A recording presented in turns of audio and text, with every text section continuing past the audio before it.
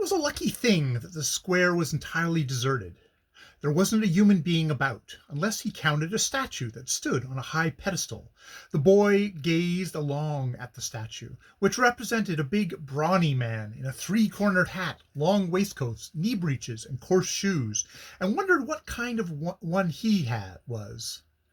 What kind of a one he was.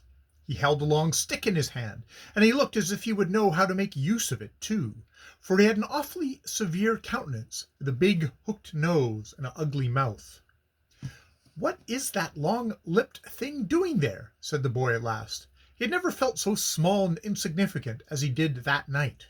He tried to jolly himself up a bit by saying something audacious. Then he thought no more about the statue, but betook himself to a wide street which led down to the sea. But the boy hadn't gone far before he heard that someone was following him. Someone was walking behind him, who stamped on the stone pavement with heavy footsteps, and pounded on the ground with a hard stick. It sounded as if the bronze man up in the square had gone out for a promenade.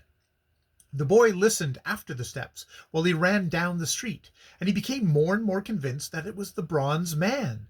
The ground trembled, the houses shook.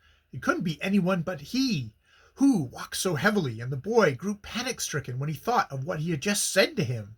He did not dare to turn his head to find out if it really was he. Perhaps he is only out walking for recreation, thought the boy. Surely he can't be offended by me for the words I spoke. They were not at all badly meant. Instead of going straight on and trying to get down to the dock, the boy turned into a side street which led east. First and foremost, he wanted to get away from the one who tramped after him. But the next instant he heard that the bronze man had switched off to the same street, and then the boy was so scared that he didn't know what he would do with himself, and how hard it was to find any hiding places in a city where all the gates were closed. Then he saw on his right an old frame church, which lay a short distance away from the street in the center of a large grove. Not an instant did he pause to consider, but rushed onwards towards the church. If only I can get there, then I'll surely be shielded from all harm, thought he. As he ran forward, he suddenly caught sight of a man who stood on a gravel path and beckoned to him. There is certainly someone who will help me, thought the boy. He became intensely happy and hurried off in that direction. He was actually so frightened that the heart of him fairly thumped in his breast. But when he came up to the man who stood on the edge of the gravel path upon a low pedestal, he was absolutely thunderstruck. Surely it can't have been that one who beckoned to me, thought he, for he saw that the entire man was made of wood. He stood there and stared at him.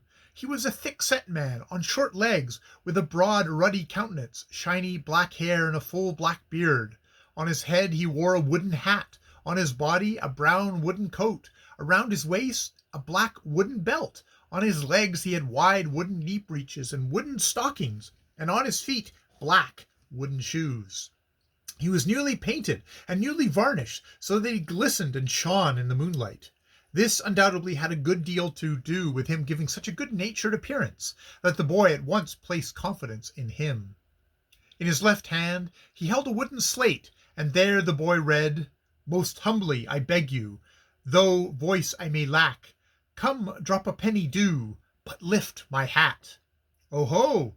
The man was only a poor box. The boy felt that he had been done. He had expected that this should be something really remarkable. And now he remembered that Grandpa had also spoken of the wooden man, and said that all the children in Krlskrn were so fond of him, and that it must have been true, for he, too, found it hard to part with the wooden man. He had something so old-timey about him that one could well take him to be 100 years old, and at the same time he looked so strong and bold and animated, just one might imagine that the folks looked in olden times. The boy had so much fun looking at the wooden man that he entirely forgot about the one whom he was fleeing. But now he heard him. He turned from the street and came into the churchyard. There he followed him. Here, too. Where should the boy go? Just then he saw the wooden man bend down to him and stretch forth his big, broad hand. It was impossible to believe anything but good of him, and with one jump the boy stood in his hand. The wooden man lifted him to his hat and stuck him under it. The boy was just hidden, and the wooden man had just gotten his arm into its right place again when the bronze man stepped in front of him and banged the stick on the ground, so that the wooden man shook on his pedestal. Thereupon the bronze man said in a strong and resonant voice, "Who might this one be?" The wooden man's arm went up, so that it creaked in the old woodwork, and he touched his hat brim as he replied, "Rosenbaum, by your majesty's leave. Once upon a time a boatswain on the man-of-war Wndrfl, after completed service, sexton at the Admiral's Church, and lately carved in wood and exhibited in the churchyard as a poor box." The boy gave a start when he heard the wooden man said, "Your Majesty," for now he thought about it, he knew that the statue on the square represented the one who had founded the city. It was probably no less than one than Charles the 11th himself, whom he had encountered. "He gives a good account of himself," said the bronze man. "Can he also tell me if he's seen a little brat who runs around the city tonight? He is an impudent rascal. If I get a hold of him, I'll teach him manners." With that, he again pounded on the ground with his stick and looked fearfully angry. "By your majesty's leave, I have seen him," said the wooden man, and the boy was so scared that he commenced to shake where he sat under the hat, and looked at the bronze man through a crack in the wood. But he calmed down when the wooden man continued, "Your majesty is on the wrong track. That youngster certainly intended to run into the shipyard and conceal himself there." "Does he say so, Rosenborn? Well then, don't stand still on the pedestal any longer, but come with me and help me find him. 4 eyes are better than 2, Rosenbaum."